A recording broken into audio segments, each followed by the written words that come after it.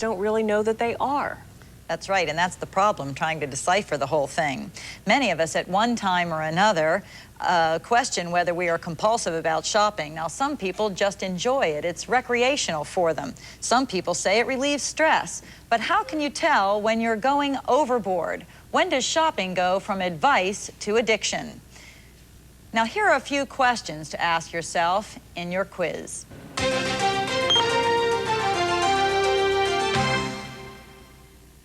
Question number 1. Do you feel a lack of control over your spending? Do you feel guilty when you shop? Do you know or admit to how much you shop? Do you hide purchases from loved ones? Is shopping your favorite way to relieve tension?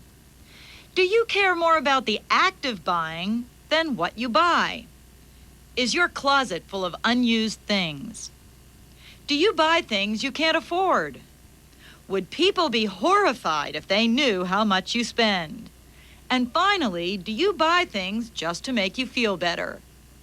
If you answered yes to most of these questions, maybe it's time to reevaluate your shopping habits. With us today is Dr. Audrey Guskey, marketing professor at Duquesne University. And Dr. Guskey, many women, especially women, I should say, are responsible for family shopping. For instance, I have to shop for 6 people every week. So it seems like you're in the store all the time because somebody needs something or other.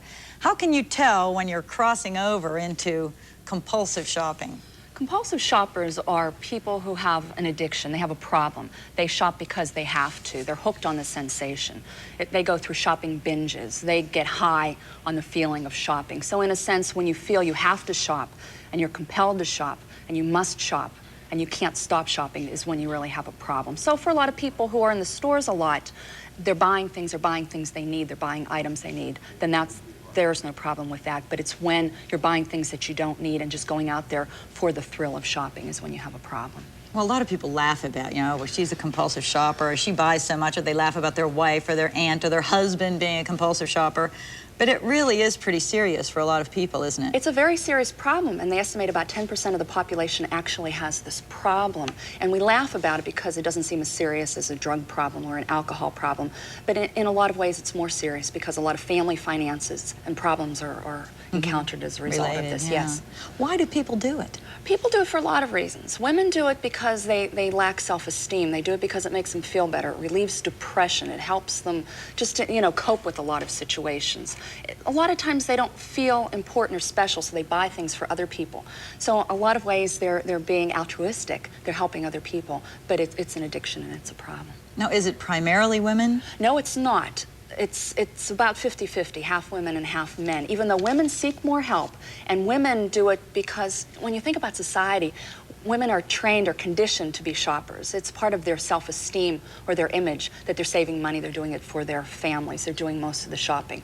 So society sort of encourages women to be these shoppers. Men, on the other hand, they are compulsive shoppers, but they claim that they're experts or they're connoisseurs or they're collectors, and they don't seek the help that women do. But men as well as women are having these problems. They just have different denial systems, I guess. That's exactly right. Men do it because of leisure. They do it because it's status and wealth and all of that related to it. What role does advertising play in this whole scenario? Yeah, unfortunately, advertising and marketers play a big role because what they do is it's psychographics. They study the psychology of consumers. They determine what's important, what are consumers looking for. There's a lot of hidden persuaders. The advertisements and the promotions and the packaging are all geared toward getting us to buy. Society is very much a consumer-oriented society. So in a way, it's a lot of the advertising hype and the marketing that are causing people to do more of this compulsive shopping.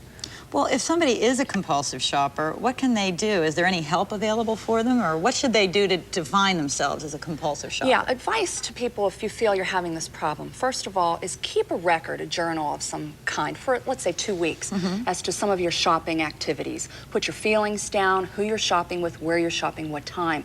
And then after those 2 weeks, go back into that diary and examine some of the cues as to what exactly are you doing. Perhaps there's certain situations that are causing you feeling this need and this urge and this impulse to shop. And if that's the case, try to avoid these particular situations.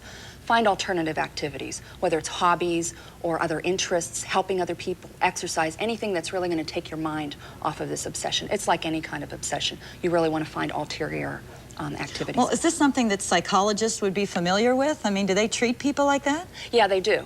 There's a lot of psychologists who specialize in this particular type of thing. In fact, there's a book for anyone who's having this problem, Consuming Passions, and I would recommend getting this book in any bookstore. Can we get that? Did you get that on there?